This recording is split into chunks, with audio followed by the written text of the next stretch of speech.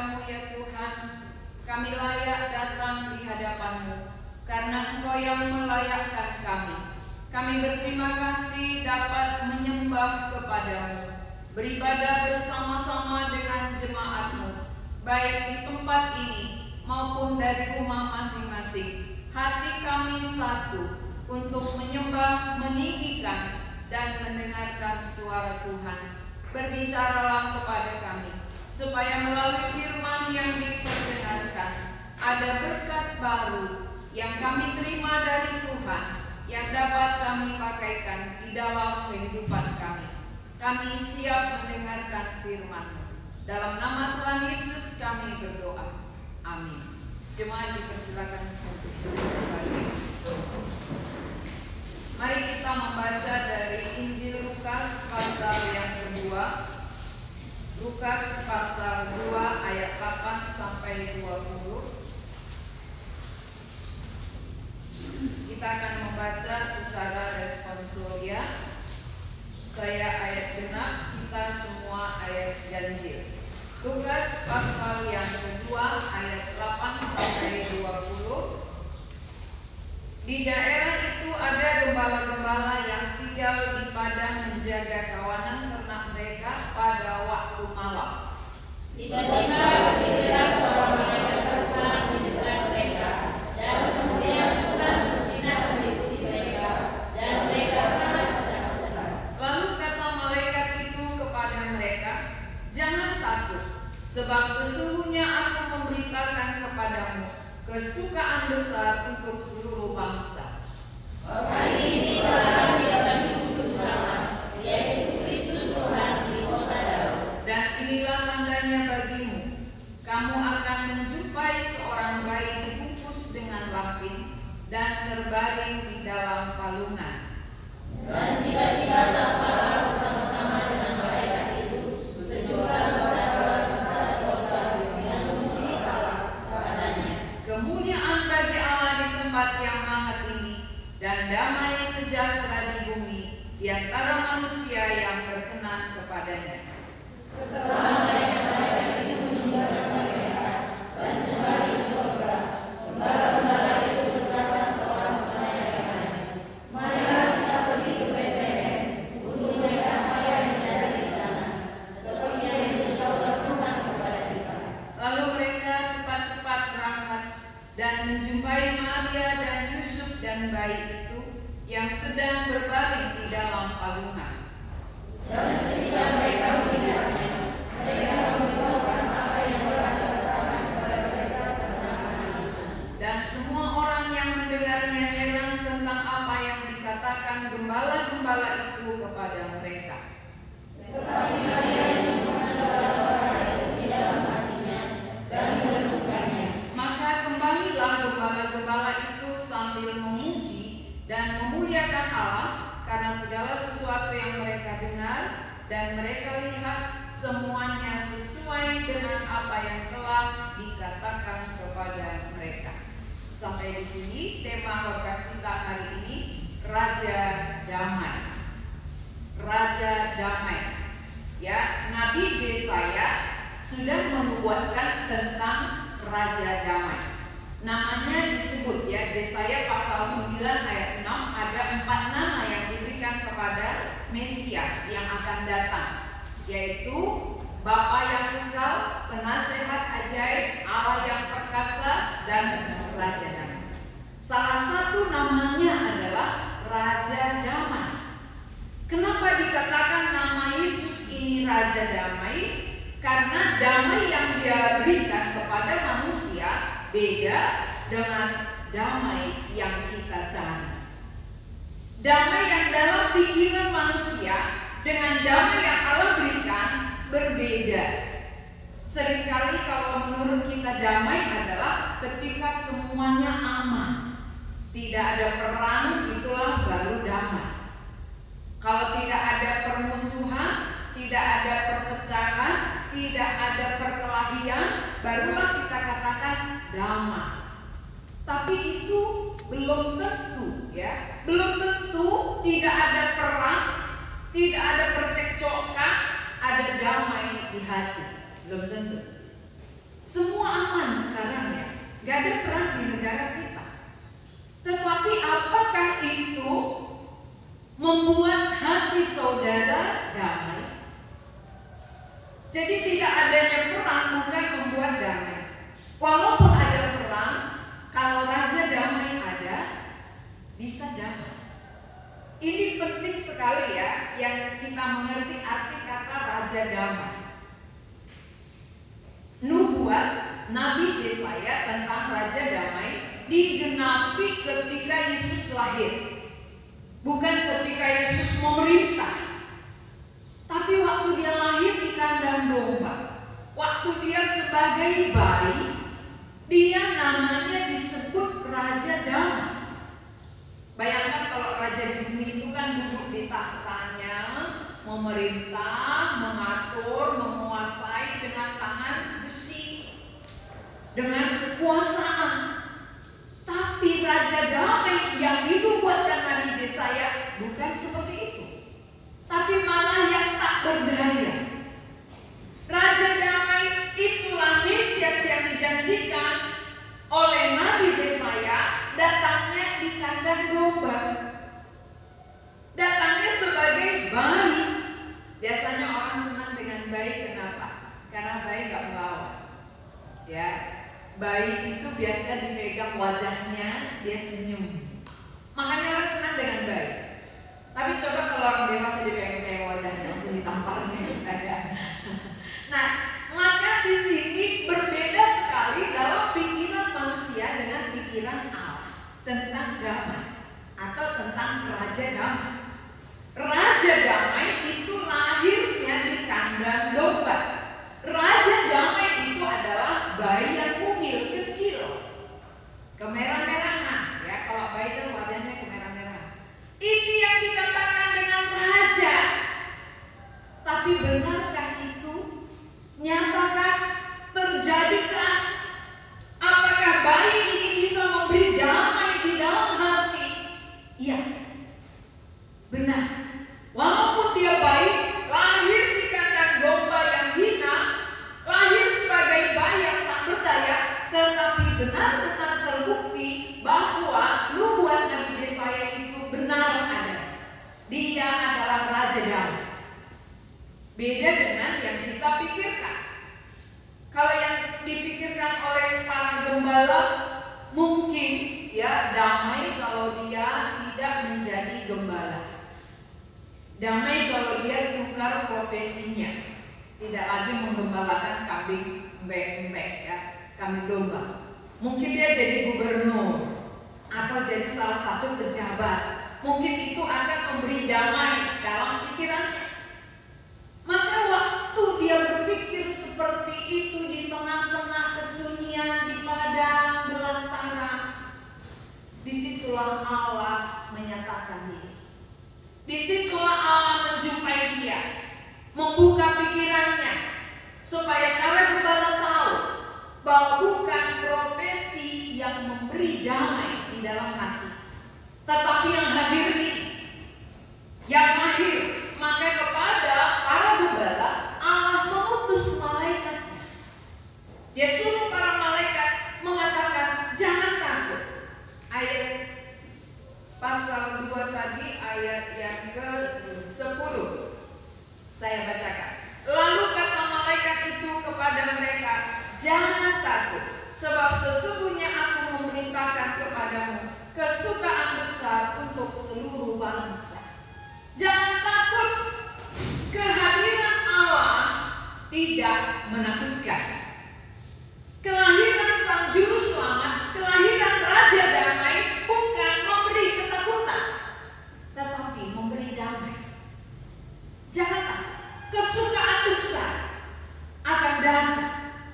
Kesukaan besar akan jadi padamu melalui kedatangan Sang Mesias, Raja Damai. Lawan damai takut ya, lawan damai gelisah, khawatir. Mungkin saudara-saudara di tengah bulan Desember menghadapi tahun baru, tahun 2023, sudah banyak kecemasan, sudah banyak kekhawatiran, sudah banyak kegelisahan. apa yang membuat kegelisahan? Kata orang. Ya, kata orang nanti tahun depan semakin sulit. Tahun depan nanti semakin resesi. Tahun depan begini. Ini membuat saudara gelisah. Hidup dalam kegelisahan. Padahal bulan Desember adalah bulan menyambut Raja Damai. Terbalik ya. Kita hidup dalam kegelisahan walaupun kita merayakan Natal. Kita merayakan Natal artinya Raja Damai datang, tapi hati kita nggak damai. Hati kita gelisah. Hati kita takut. Hati kita khawatir menghadapi hari esok. Tapi Tuhan katakan, jangan takut. Kepada para gembala saja, malaikat katakan, jangan takut. Sesungguhnya aku membawa kabar baik bagimu. Kabar kesukaan bagi seluruh bangsa. Apakah kesukaan bagi seluruh bangsa? Kesukaan bagi seluruh bangsa bukan naik pangkat, bukan naik jabatan, bukan tukar pekerjaan, bukan semakin banyak harta, bukan itu kesukaan besar. Kalau itu menjadi kesukaan besar, berarti kan hanya beberapa orang yang memilikinya. Bayangkan kalau naik pangkat kesukaan, kita nggak ada satupun yang berpangkat. Berarti kita nggak menerima kesukaan itu. Kita nggak menerima damai itu. Kalau karena pekerjaan, kita belum mendapat pekerjaan. Berarti nggak mendapat damai. Kalau karena harta, kita nggak kaya. Berarti nggak damai. Kalau karena materi, perkara-perkara dunia kita mendapat damai, berarti tidak ada kabar untuk seluruh bangsa. Sedangkan kabar baik adalah untuk seluruh bangsa. Berarti seluruh bangsa itu tanpa kecuali siapapun kita sama damai. Sama yang bisa membawa damai bagi kita, sama yang memberi damai kepada kita. Kalau materi kita kan beda satu dengan yang lain ya. Ada yang kaya, ada yang miskin, ada yang sedang, ada yang susah, ada yang lebih, ada yang kurang.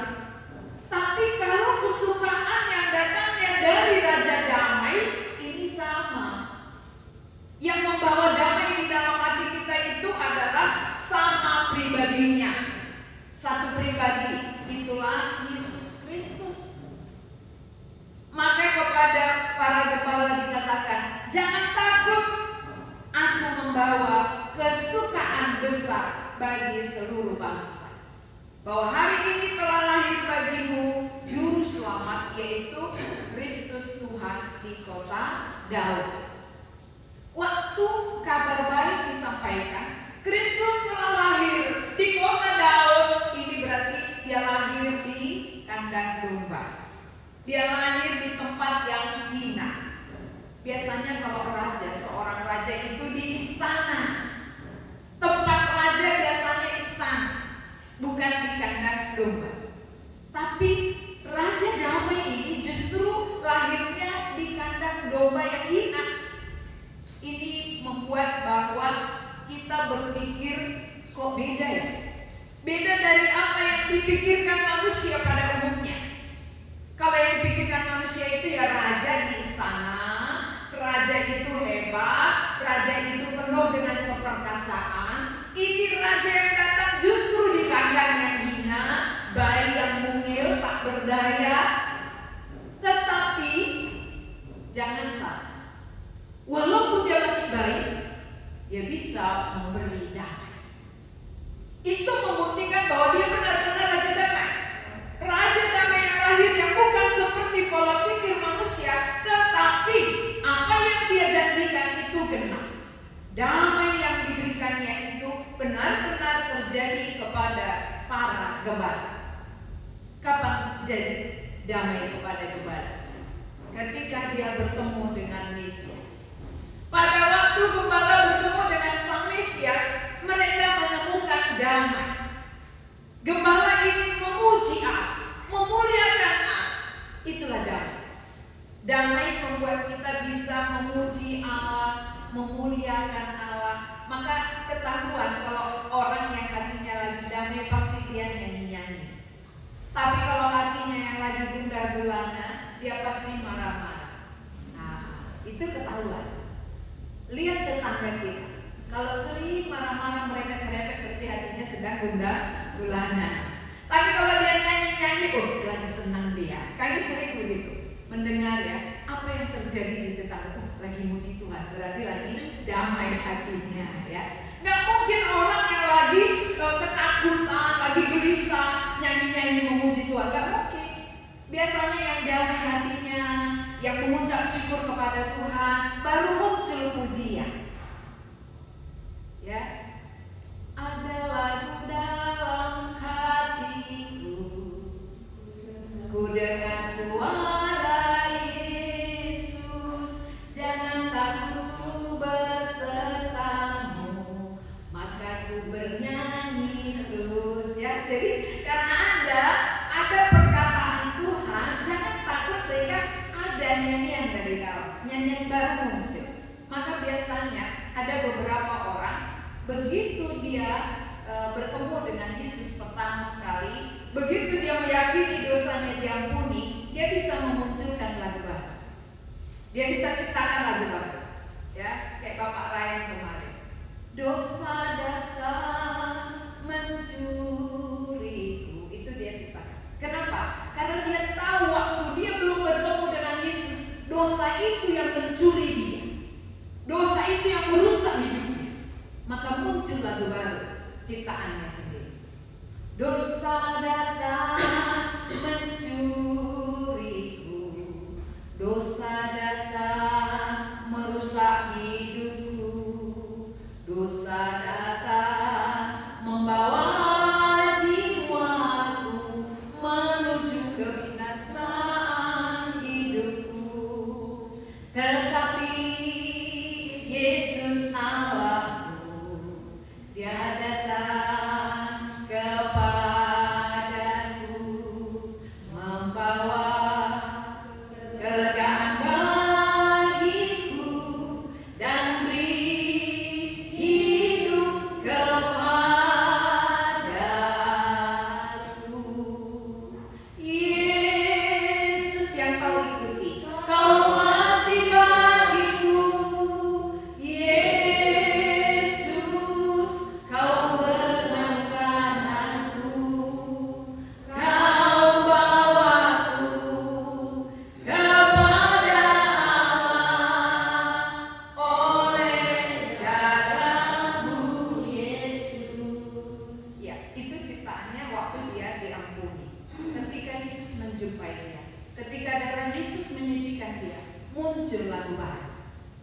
Jadi ketika saudara nggak pernah bernyanyi, berarti yang ada di dalam selalu bersumur-sumur. Karena ada kegelisahan, ada kekhawatiran, ada sumur-sumur. Tapi orang yang mengucap syukur kepada Tuhan, muncul pujian. Pujian, lagu baru. Malaikat, bayangkan. Malaikat menjumpai, lalu malaikat memuji Allah. Dan sekarang, para gembala pulang juga memuji Allah. Pujian itu adalah karena ada damai. Malaikat-malaikat memuji Tuhan dari ayat 14. Para gembala juga pulang dengan memuji dan memuliakan Allah dari ayat 20. Ada pujian, ada sembah kepada Allah yang telah memberikan damai di dalam hati kita. Berapa kali seminggu kita bernyanyi? Mungkin sekali seminggu di gereja ya. Di rumah jarang sekali bernyanyi sendiri. Karena apa? Karena dipenuhi rasa khawatir, dipenuhi rasa ketakutan. Maka orang yang khawatir dan ketakutan menghadapi hari esok sulit memuji Tuhan. Sulit. Yang ada adalah mempersalahkan Tuhan. Tuhan, kok hidup sulit begini? Tuhan, kok aku seperti ini? Ya, bukan memuji Tuhan. Para gembala ketika bertemu dengan Kristus, dia menemukan damai yang sesungguhnya. Walaupun Yesus waktu itu baik ya, dari ayat 17. Dan ketika mereka melihatnya, ayat 16, lalu mereka cepat-cepat berangkat dan menjumpai Maria dan Yusuf dan bayi itu yang sedang berbaring di dalam palungan. Ini berarti Yesusnya masih kecil, berbaring, seolah-olah tak berdaya, tapi mengapa bisa memberi damai? Karena memang bayi ini adalah Raja Damai. Bayi ini adalah yang dijanjikan oleh Nabi Yesaya telah menggenapi janji. Sehingga Raja Damai namanya diberikan oleh Nabi Yesaya sekarang dialami oleh para gembala. Jadi nama tidak sekedar nama, maka jangan sembarang memberi nama. Ya banyak orang memberi nama, namanya jujur tapi selalu berbohong. Nggak sesuai dengan namanya. Namanya teguh tapi selalu goyah. Ya. Nggak cocok, nggak pantas. Tekun tapi nggak pernah berdoa. Ya. Siapa namamu? Tekun. Ya. Tekun apa? Berbuat dosa. Tekunnya bukan tekun mengikut Tuhan, tapi tekun melakukan dosa. Nah kalau nama pada zaman dulu itu semuanya sesuai dengan namanya artinya. Arti nama itu sesuai ya. Jadi kalau namanya diberikan Raja Damai, itu pasti jadi. Dia akan memberi damai. Raja Damai dijanjikan Nabi Yesaya, damai dialami oleh para gembala. Berarti ini janji, ini penggenapan. Maka dia sudah klop. Berarti firman Tuhan menyatu. Nabi yang menjanjikan berapa ribu tahun yang lalu sekarang genap pada para gembala. Dialami bahwa nama Mesias yang lahir ini adalah Raja Damai. Maka walaupun kau gembala yang menggembalakan domba, walaupun kau pekerjaanmu hina, ya bersama dengan domba-domba, tahu tentu aromanya ya, nggak kau parfum, tetapi ada damai. Waktu gembala pulang, dia pulang memuji Allah, dia pulang dengan damai sejahtera, bukan berarti ganti profesi. Oh dari gembala menjadi pejabat, ya bukan. Pekerjaan gembala tetap menjadi gembala, tetapi hati gembala ada damai. Dia bekerja sebagai gembala, tetapi dia mengalami damai karena Raja Damai sudah hadir. Raja Damai sudah berjumpa dengan mereka. Jadi pertemuan kita dengan Raja Damai akan memberi damai. Jangan coba-coba cari pekerjaan, ganti pekerjaan mungkin lebih damai ya. Mungkin banyak materi damai. Sudah banyak orang yang mencari materi mati-matian dengan cara apa saja, tetapi tidak jaminan ada damai. Kalau Raja Damai tidak hadir. Kalau demikian saudara, damai yang dari Tuhan itu seperti apa bentuknya? Mari kita bandingkan dengan Yohanes 14 ayat 27.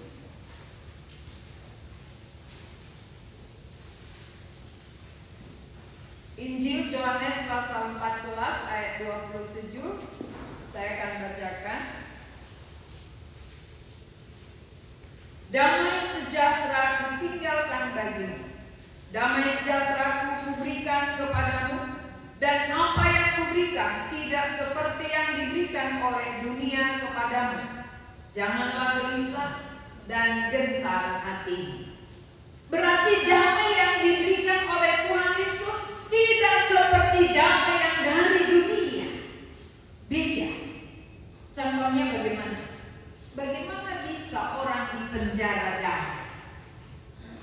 Bagaimana orang yang sedang sakit damai? Bagaimana orang yang lagi kesulitan ekonomi bisa damai? Tetapi justru yang dijanjikan oleh Tuhan Yesus, damai sejahtera ku tinggalkan bagimu, dan damai sejahtera yang daripadaku tidak sama dengan yang dari dunia. Kalau dari dunia adalah ketika semuanya beres, ketika sehat-sehat, murah rezeki, panjang umur. Ya, makanya kalau ada orang bilang panjang umur ya, selamat panjang umur, murah rezeki, sehat-sehat. Kan itu selalu nasihat. Bukan itu. Itu dari dunia. Kalau dari dunia semua orang sama. Tapi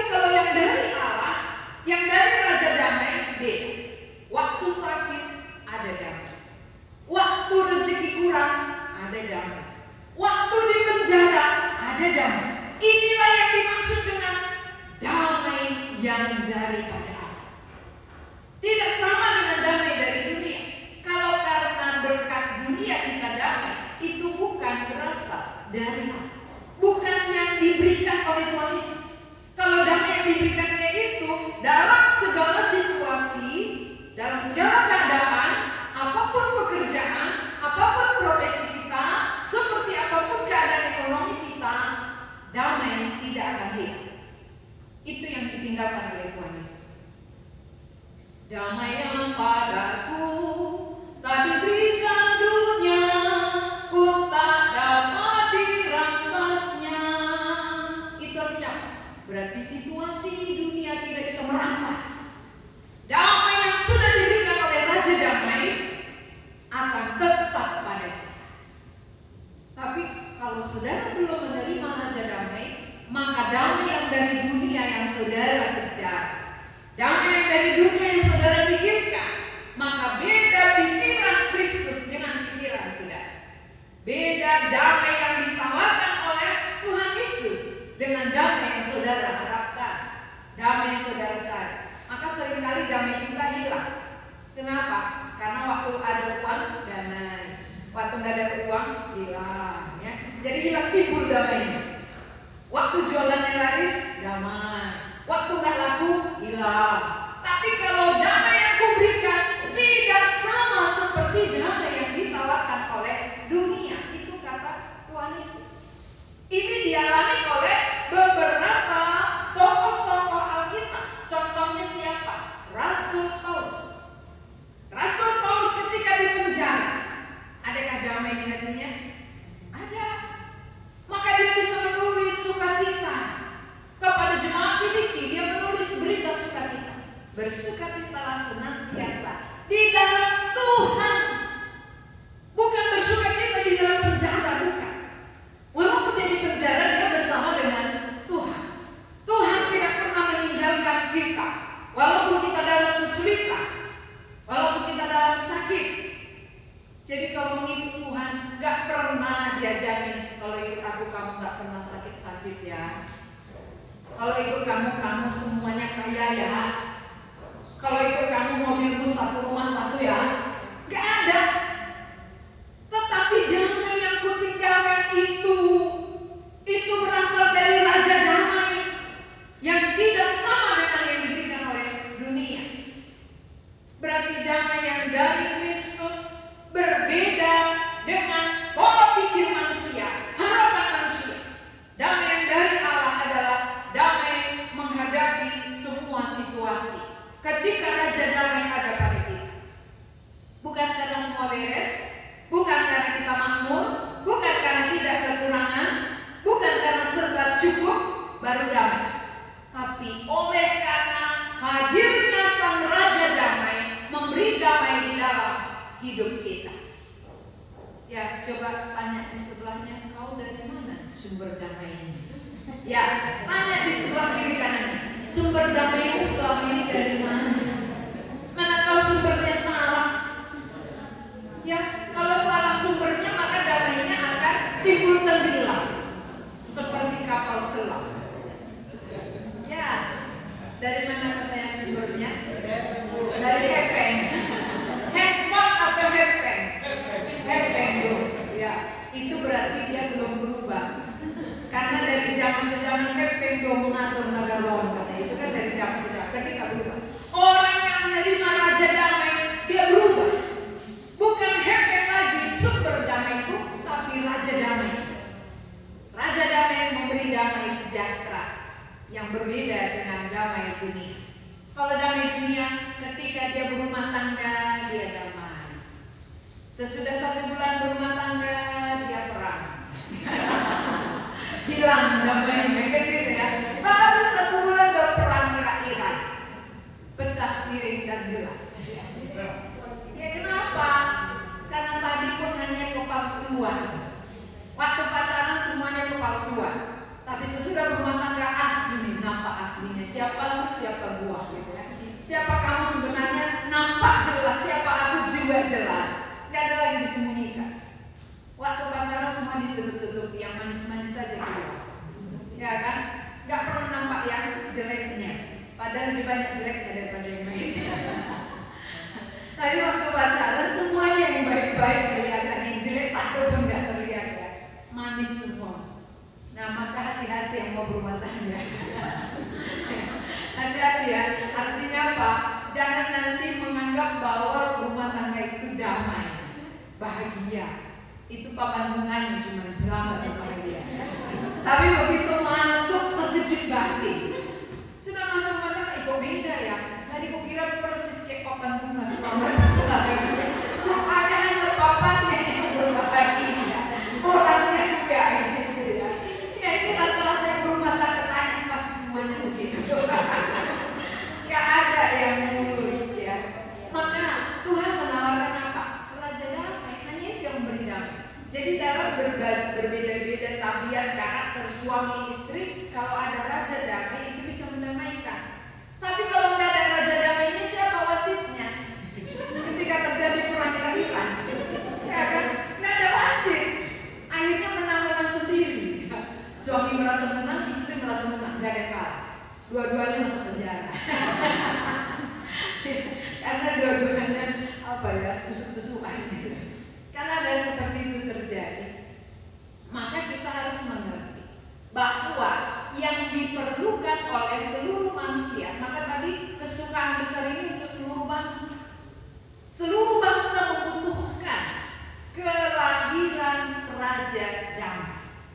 Kalau raja damai hadir di rumah tangga kita, walaupun banyak karakter tabiat pasangan kita yang tidak cocok dengan selera kita, bisa ada damai. Karena raja damai, mendamaikan. Ya sudah, maklumi aja gitu ya. Tuhan begini-begini pasangan tidak maklumi dulu, nggak tahu yang pilih. Itu pilihanmu ya, bukan disodorkan, bukan dipaksakan, tapi pilihan matamu dulu, pandangan pertamamu gitu ya. Kau suka sekarang kau apa nggak suka kau lapor sama aku. Waktu kau suka kau lapor. Ya kan? Waktu suka nggak lapor, waktu nggak suka lapor terus. Ya kan banyak seperti itu ya, apalagi sudah berusia ya udahlah yang mana pun jadilah. Yang penting berumah tangga ya. Walaupun nggak sesuai dengan selera, yang penting jadilah. Akhirnya apa? Sesudah jadi ya nyesal gitu. Menyesal nggak bisa lagi terulang. Ya. Jadi bagi yang sudah berumah tangga, syukurilah pasangan sudah. Jangan susah. Dulu sebelum jadi harusnya lihat baik-baik. Sebelum jadi lihat baik-baik, pandang baik-baik, pelajari baik-baik. Tapi sesudah jadi tutup mata, ya. Tutup mata, terima apa? Ya lemah kurang segala macam ya, tutuplah mata, syukurilah ya. Terimalah apa adanya, maklumilah dia. Jangan salahkan lagi ya. Memang seperti itu dia. Ya, kalau dia malah sikat gigi 2 kali sehari, hanya 1 kali ya maklumilah. Saudara mungkin 2 kali sehari dia sekali atau 2 hari sekali. Ya itulah dia. Waktu pacaran kan saudara nggak tanya, kau sikat gigi berapa kali sehari? Ya sekarang sesudah jadi baru tanya, gitu ya, baru tahu. Mencet order dari ujung atau dari tengah. Itu hal-hal kecil saudara, tapi bisa memperburuk keadaan kalau diperbesar. Tapi dengan hadirnya raja damai, yang rusak pun bisa damai. Ya kok kayak gitu cara mencetnya ya, lain kali begini, kan gitu ya. Nah nggak apa-apa, kau biasanya udah terbiasa dari dulu seperti itu. Yang benar begini dari ujungnya dulu, jadi dia nggak rusak ya.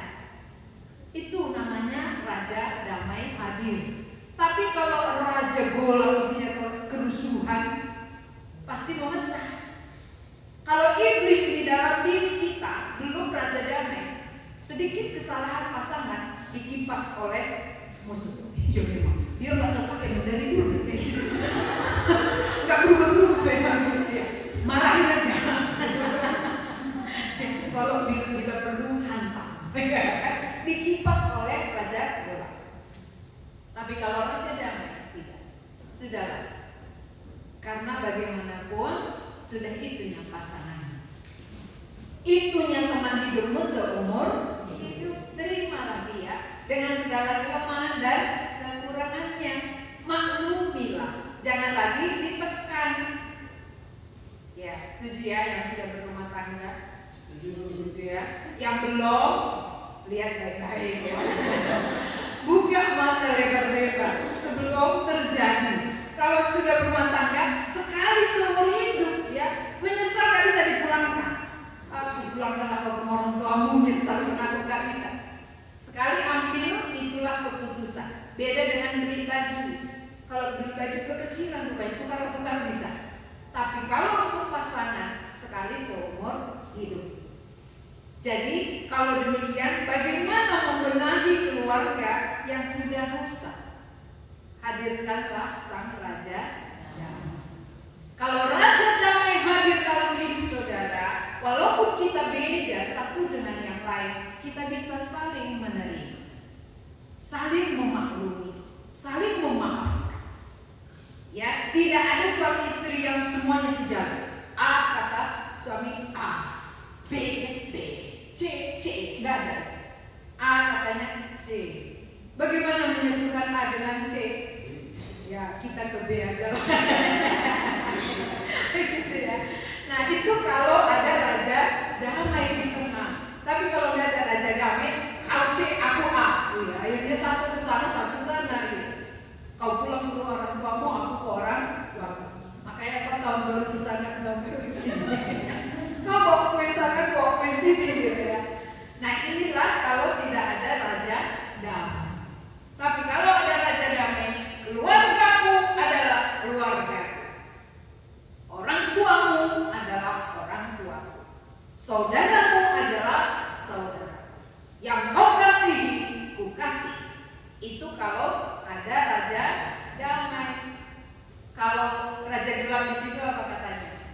Keluargamu itulah kasih banyak, keluarganya nggak usah, nggak tahu dia.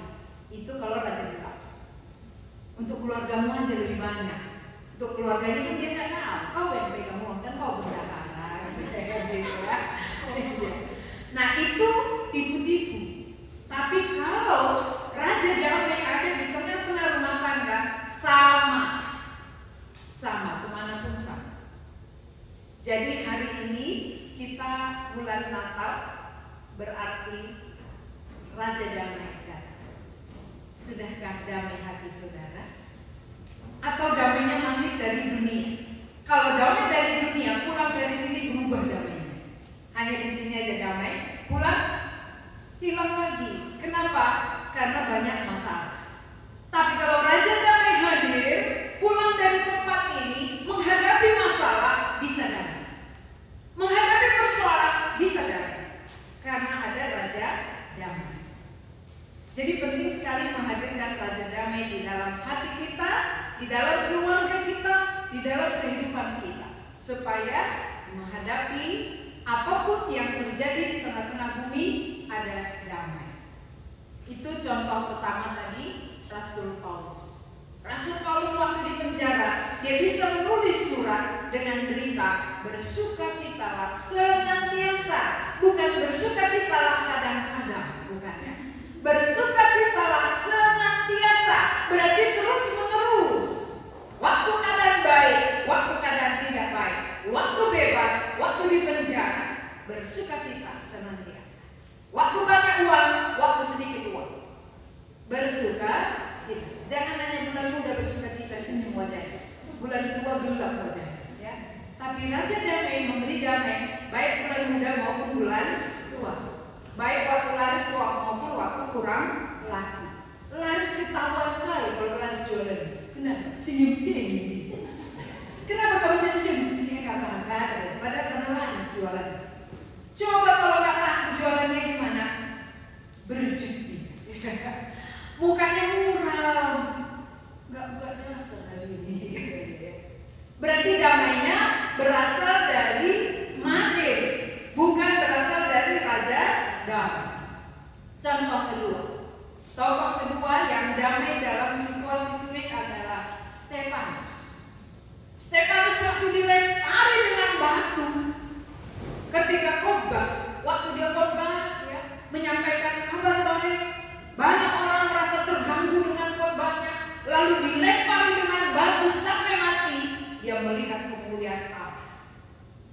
Dia tidak bersungut-sungut. Bahkan keluar kata-kata yang manis dari mulutnya. Ya Bapa, ampunilah mereka. Seperti doa Tuhan Yesus. Ya Bapa, ampunilah mereka. Karena mereka tidak tahu apa yang mereka perbuat. Bayangkan saudara. Mengapa bisa keluar kata-kata yang indah dari mulut Stefanus? Karena damai. Menghadapi lemparan batu di kepalanya, di tubuhnya, damai di hati. Tidak bisa dirampas oleh apapun. Tidak bisa dirampas oleh penderitaan. Itu kan penderitaan ya. Dilempari batu kan penderita. Tidak bisa. Damai yang dari Raja Damai tidak bisa dirampas oleh siapapun. Sudahkah damai seperti itu menguasai hidup saudara? Atau damai yang dari dunia ini? Tuhan Yesus katakan, damai yang daripadaku tidak sama seperti yang diberikan oleh dunia. Karena damai yang daripadaku itu adalah tetap senantiasa. Tidak bisa diambil alih oleh apapun dan siapapun. Kalau Raja Damai hadir di dalam hati kita, maka menghadapi situasi yang terjadi, kita tetap damai. Bukan situasi beres saja damai, tapi situasi sulit pun bisa damai. Waktu sakit pun bisa damai. Waktu ekonomi sudah mulai menipis pun bisa damai. Mengapa? Raja Damai memerintah di dalam hati kita.